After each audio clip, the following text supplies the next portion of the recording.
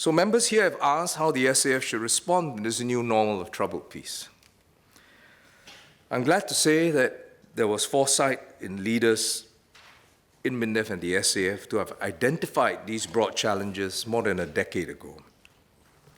And it was, as Mr. Cedric Foo pointed out, that the previous SAF construct could not have addressed these threats decisively, this wider spectrum of threats, because the previous structures of the SAF, and members here know, centered on combined arms within the Army, a competent Air Force and Navy. And they would have been inadequate to deal with non-traditional security challenges, natural disasters or hybrid threats such as cyber attacks or terrorism. But as members here pointed out, the spectrum of today's threats continues to widen and evolve, and the SAF must adapt. So let me share what the SAF is doing to respond decisively. With your permission, Madam Chairman, let me display an infographic on the screens to show how the SAF is stepping up for counterterrorism. Since 9/11, the SAF has stood up task forces to deal with peacetime threats. These task forces are geared up in high readiness posture, fully manned to respond quickly, even with little warning. Let me elaborate on these task forces. The SOTF, Special Operation Task Force, is drawn from commandos, the Naval Diving Unit, and assets across the three services. And they will be our first responders, our SAF's first responders in counter-terrorism and other contingency operations.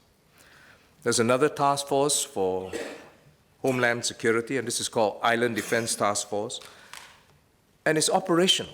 In other words, it safeguards our Homeland Security with active and NS servicemen protecting key installations. You would have seen them if you're in Changi Airport, if you're working Jurong Island, Sembawang Wharves. They regularly conduct patrols with the home team, and because they are tasked to deal with real threats, they are armed and given clear rules of engagement.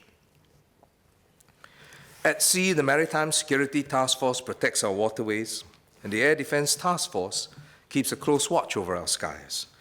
And after the 2008 Mumbai attacks, our response plans were again strengthened to tighten our linkages with Homefront and other government agencies.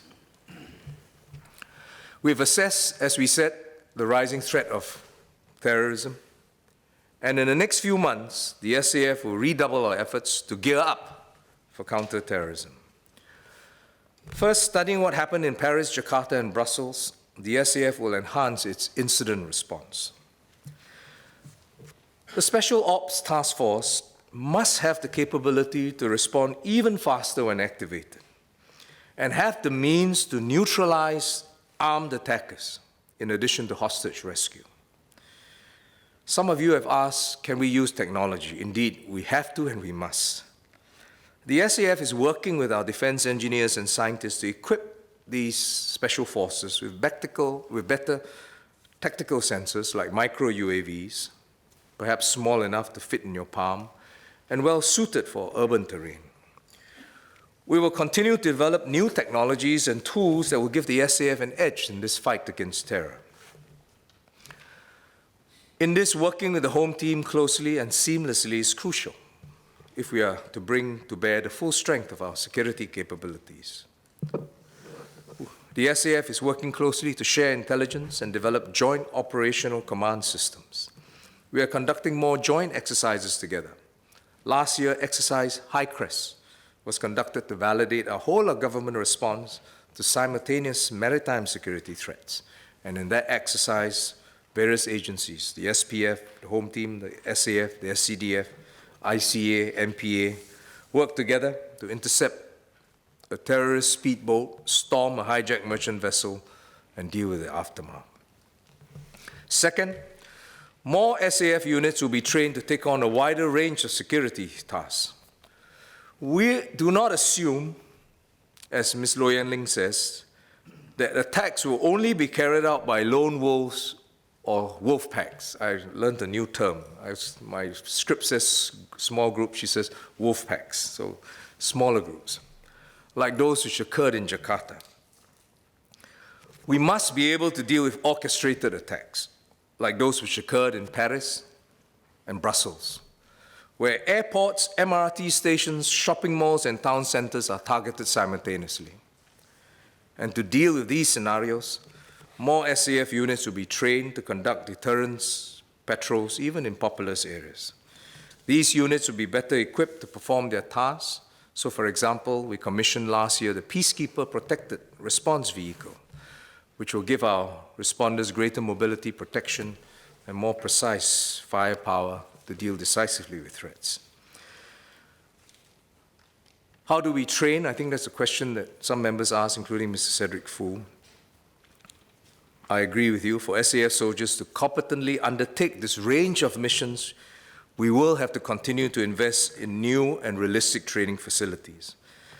The SAF has decided to build a new high-density urban training facility, and this will have features such as high-rise buildings, mock-up transport nodes, complex road networks, and that will provide a highly realistic training ground for counterterrorism, as well as conventional urban ops. But as some of you rightly pointed out, beyond our homeland response here, we need to address the threat at its source.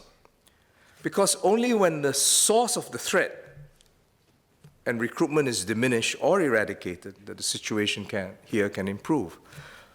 It was so for Al-Qaeda. If we didn't address or diminish the capability of Al-Qaeda, more cells like JI would flourish. And this is why Singapore is involved in multinational operations, counterterrorism operations since 2007. First against Al-Qaeda in Afghanistan, and now against ISIS. Last year, the SAF deployed our KC-135 tankers to support air-to-air refueling, and we also deployed an imagery analysis team. This IAT, the imagery analyst team, is tasked to monitor suspected terrorist facilities and activities, to help the coalition partners in disrupting supply chains that feed terror networks here.